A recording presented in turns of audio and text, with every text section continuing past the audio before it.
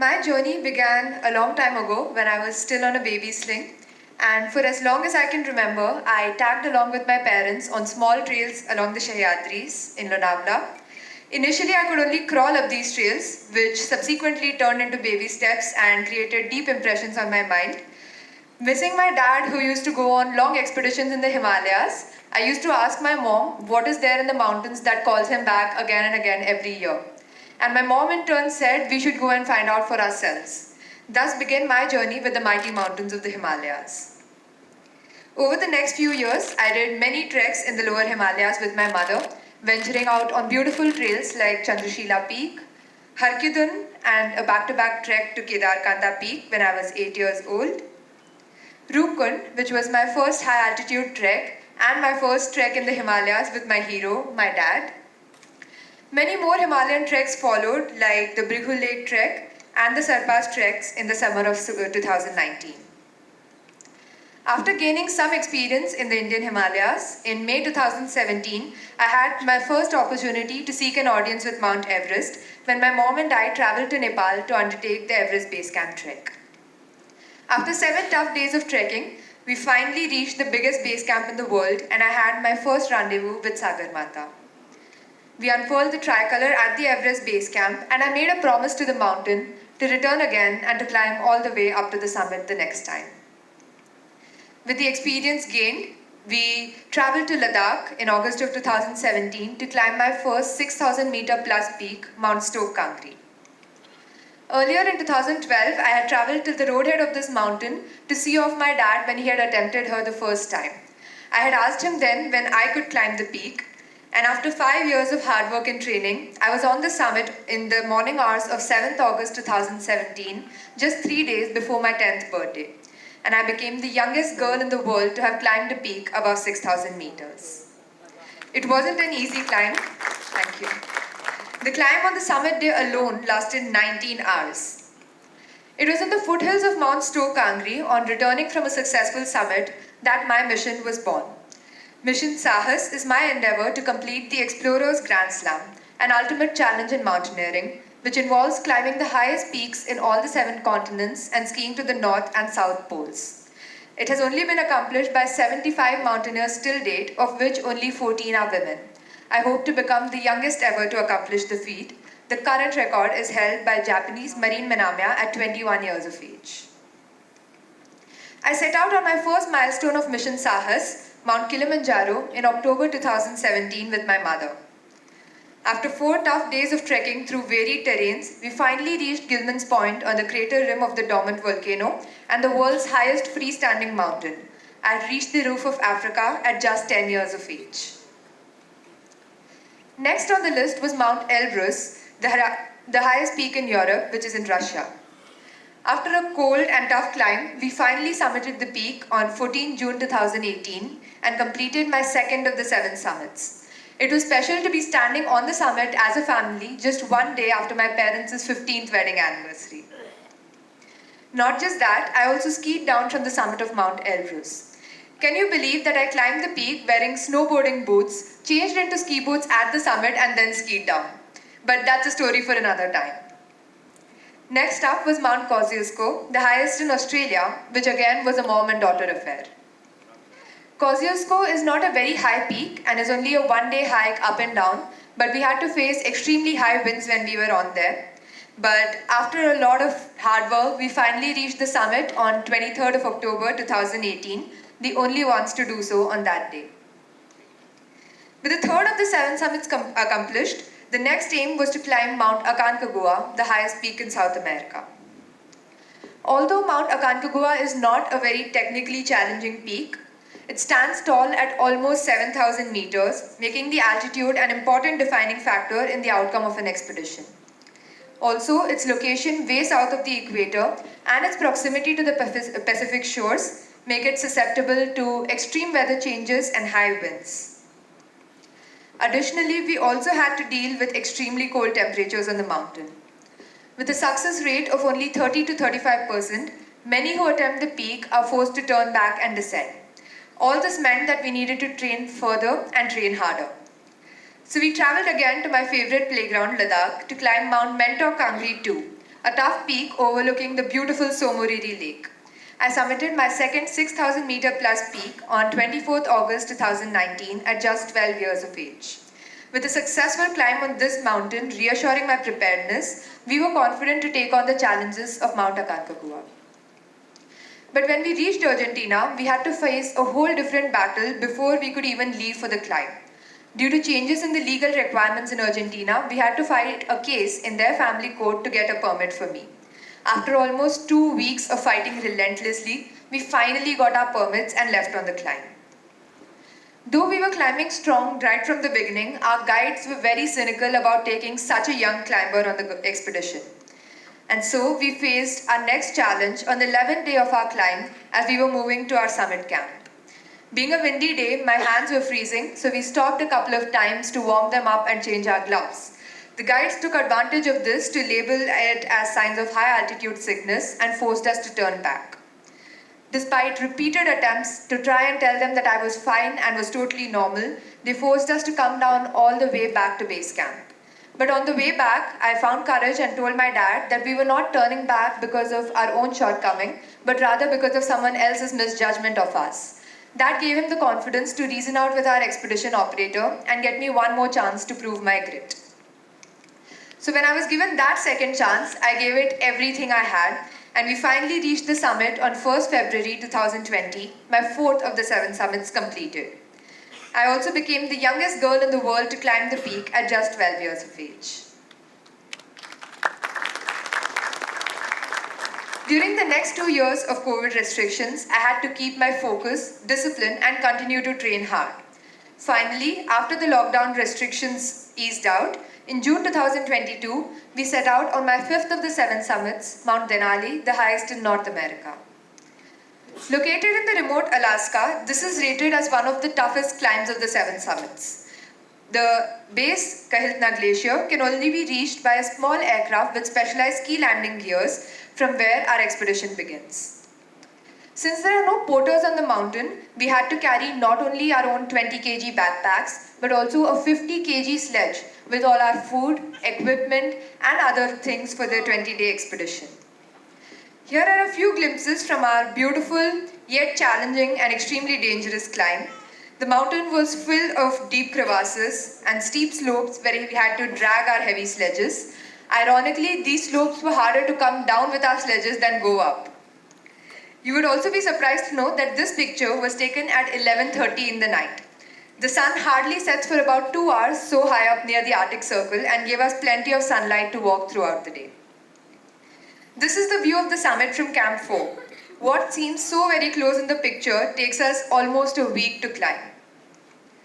There were a few stretches of our climb that were literally on the edge, and we had inched forward through 5 camps and finally set out on our summit push. But before we could have an audience with the summit, we had to encounter a sharp knife ridge nearly after 8 hours of climbing.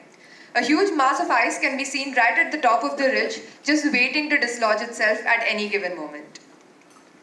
After a long and tough climb, we finally reached the summit of the 6,190 meter high Mount Denali on 27 June 2022, my 5th of the 7 summits completed at 14 years of age. With this, eyes were set on the next milestone, Mount Everest, and a rigorous 2-year-long sojourn began. But before I move on, I'd like to call my climbing partner for the next segment of this presentation.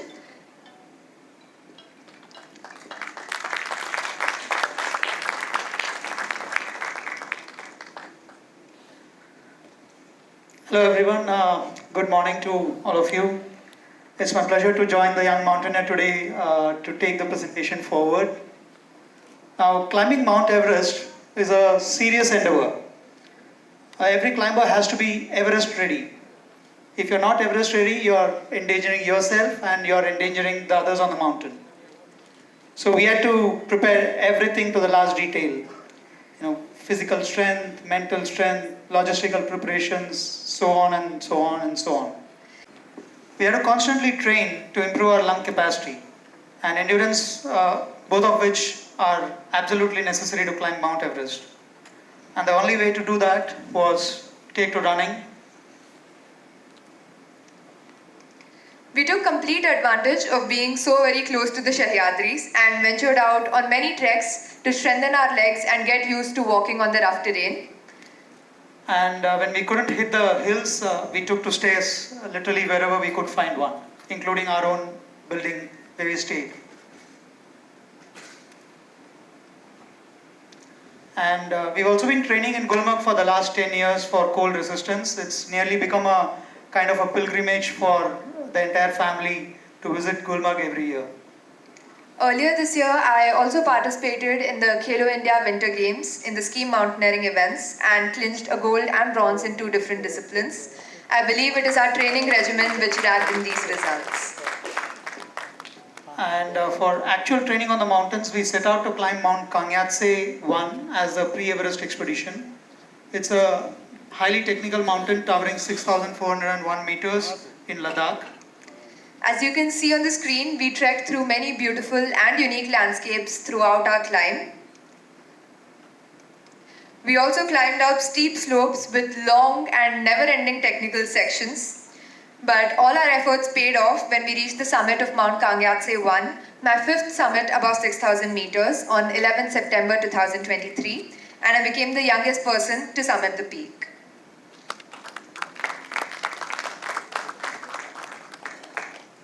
With a successful summit and all the previous training endeavors, we believed we were finally ready for Mount Everest now. Alongside all the physical and mental preparation to sustain the expedition on Mount Everest, we also had to prepare logistically, get the right equipment, find the sponsors, talk to the right expedition operators in Nepal, and choose the best suited itinerary, so on and so forth, a never-ending list.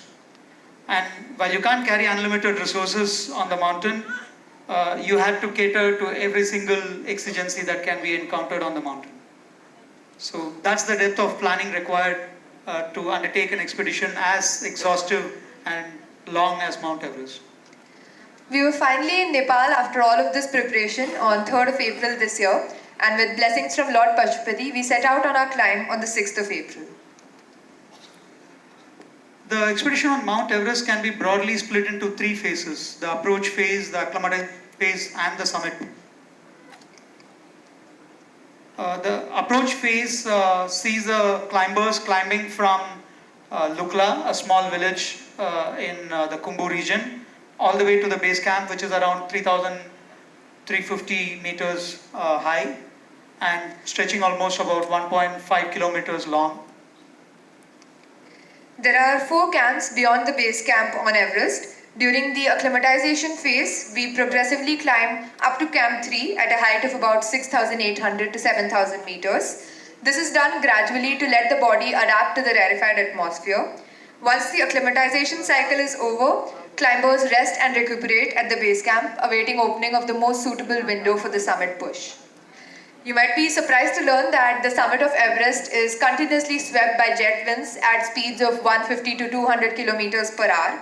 These winds move away from or above the summit only for a few days every year, and this is the only time when mere mortals like us can stand on the summit. So climbers time their final push all the way from the base camp to the summit to catch this small window.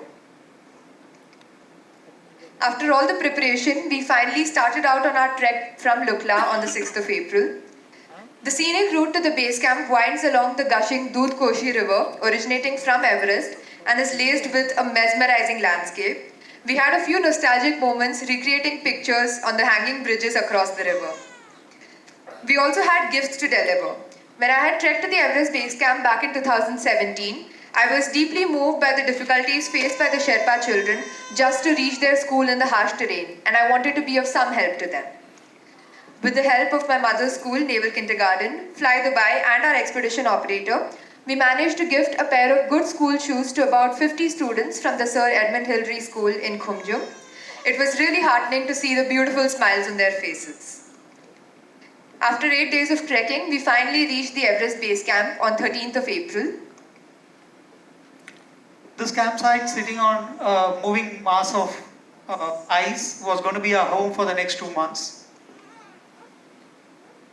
The next day was the puja, where all the Sherpas gather and all our climbing gears are brought out, and Lama performs a puja to bless the equipment. It's very sacred for the Sherpa community, and more importantly because we are asking permission from the mountain for safe passage to its top and back to the base camp.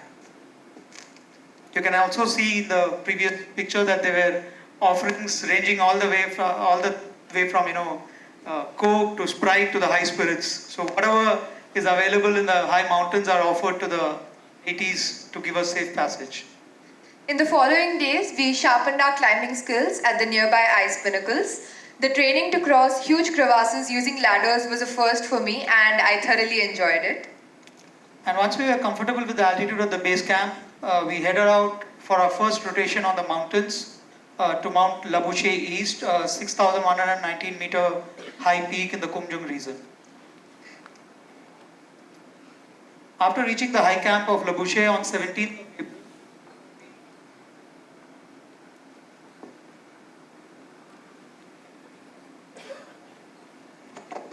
can you hear me now? I think after reaching Labuche on 17th of April, we set out on our summit climb the very day in the evening. The summit push turned out to be much tougher than we'd expected because of a lack of fresh snow, which resulted in us having to climb the steep slopes on either rock or hard blue ice. But after nearly 8 hours of climbing at 8:40 on the 18th of April this year, we reached the tricky and narrow summit, which couldn't accommodate more than 2 to 3 climbers at any given moment, and I had summited my sixth 6,000er. After the summit of Mount Labuche East, we were back at base camp to prepare for our next rotation in the mountains. On 22nd of April, we headed out into the much feared Khumbu Icefall for our first time. The Khumbu Icefall is a mystic out-of-the-world landscape that distinctly distinguishes the climb from the Tibet side and from the Nepal side. But I wouldn't say it was scary, it was majestic and serene. But perhaps our preparation had drastically reduced the fear surrounding the icefall in our minds. We climbed about half the distance of the icefall to acquaint ourselves with the terrain, and we returned back to the base camp, and we felt that we were now prepared for the multiple trips that we were going to take through the icefall in the coming days. On rest days and bad weather days at base camp, we took lessons on the crucial oxygen system and practiced climbing with our oxygen cylinders and masks on. The next rotation up the mountain saw us climbing all the way up the Khumbu to Camp 1. The icefall revealed itself in all its glory, and here are a few snippets. We can see that the length and width of the huge crevasses, which can be more than even 50 meters deep at places.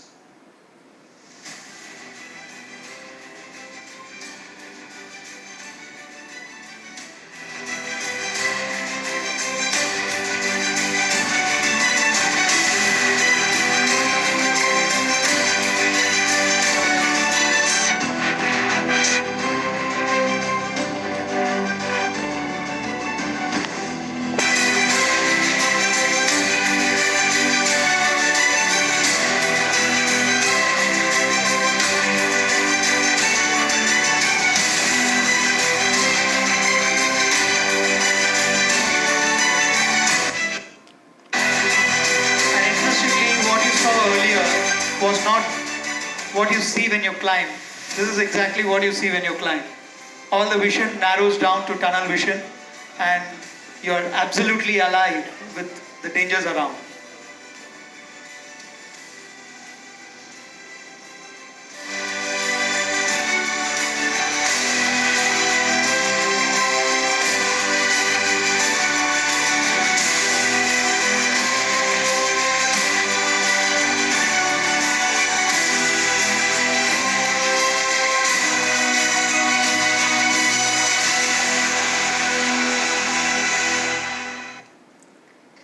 And that is Camp 1. Tiny yellow dots lining the vast end of the vast snowscape called the Western Kum. Those lines that you can see near the camp are the deep cracks in the snowfield that we call crevasses. The journey continued to Camp 2 the next day. crevasses only grew larger, much more precarious. In the picture, you can see uh, climbers finding their way on top of a snow bridge, waiting to fall any time. And as I told you earlier, the depth of the crevasses could be ranging anywhere from 30 to 50 meters. On reaching Camp 2, we had a much needed rest day before moving on with the next segment of our acclimatization. To keep ourselves engaged, we played quite a few games of chess, and it was interesting to see how our brains were performing suboptimally compared to even just base camp. The next day, we left at 4 in the morning to climb towards Camp 3. The idea was to climb as far as the sun hit us and then turn back. Camp 3 is set up in the middle of a long and continuous steep slope called the Lhotse face. We reached the bottom of the Lhotse face after about 3 hours of climbing and then continued to climb about 1 hour on the Lhotse face before returning to Camp 2 and then returning directly to base camp the next day. Our bodies had now completely acclimatized. After we got back from the third rotation, it was just a game of waiting for the window to open up for the summit push. Since we had 2 weeks of time, we thought it's better to go down on an oxygen holiday. So we headed down to Pangboche, a village at the tree line. The body recovers much better and faster when you are able to breathe oxygen coming out of the greenness around. After 4 days of recovery at Pangboche, we got back to base camp just in time for our summit push. Before we set off from the base camp, we were each allotted our individual Sherpas who would guide us throughout the mountain. We also had recaps on symptoms of high altitude sicknesses and how to tackle them, discussed personal oxygen strategies, as well as the route beyond Camp 3. With good wishes and loads of good preparation and loads of good wishes, we finally set out on the summit climb. Unlike the acclimatization rotation, you can see the traffic had started right from the beginning of Khumbu. What took us probably 10 minutes to reach the earlier day took us about an hour and a half when we were actually on the summit climb. After a rest day at Camp 2, we moved to Camp 3. This was an exciting day because we were using our oxygen cylinders for the first time on an actual climb. I was feeling strong and reached Camp 3 in just about 3.5 hours. Just to give you all a perspective of how much the body had changed and what change it brought into the timing. On the first rotation, it took us about 4 hours to reach the bottom of the Lhotse face. And this time we reached it in about 2.5 hours. And we reached Camp 3 in about another hour and a half. So that's what acclimatization had done to our body. From Camp onwards, we had to wear oxygen systems while even sleeping in the tent. Although it was, put on a lower flow rate to save the oxygen. The next day, we moved from Camp 3 to Camp 4. While we faced extremely high winds and constant whiteouts like you can see from the video, and a lot of people turned back, we endured through the bad weather.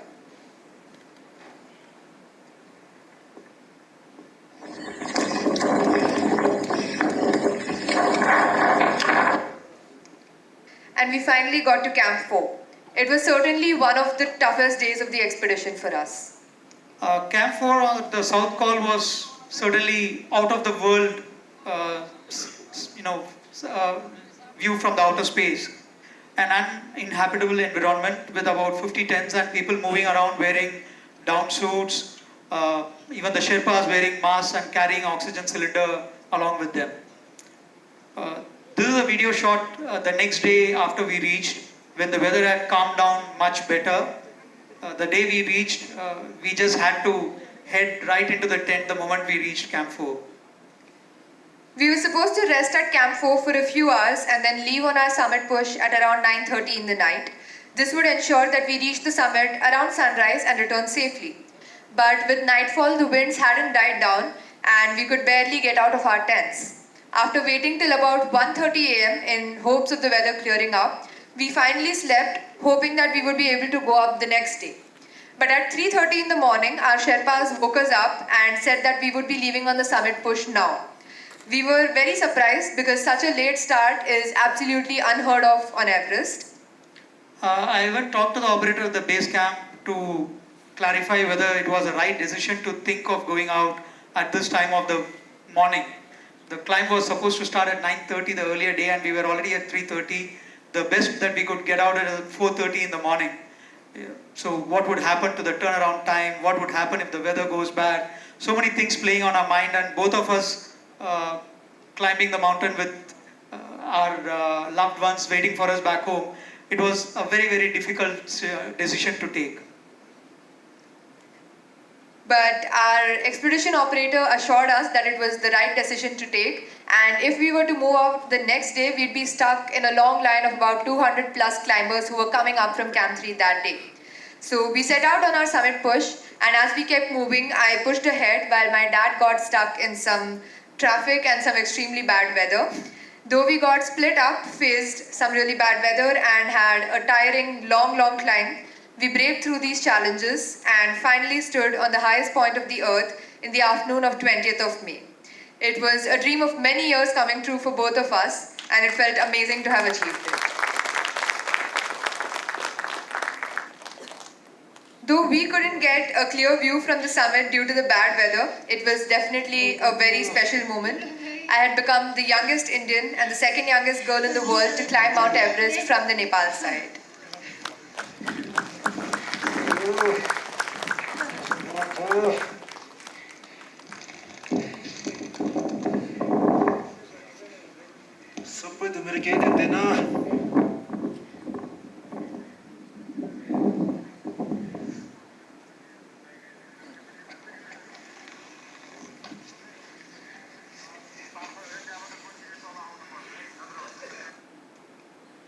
But we want to make sure that you all get to see the real view of the summit. So here's a video that we borrowed from one of our co-climbers on the mountain.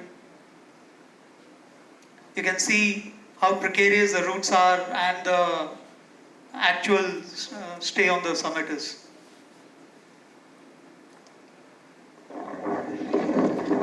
But we were rewarded for our successful summit with an amazing sunset that we got to watch as we were making our way down to Camp 4 and then further to Camp 2 the same day.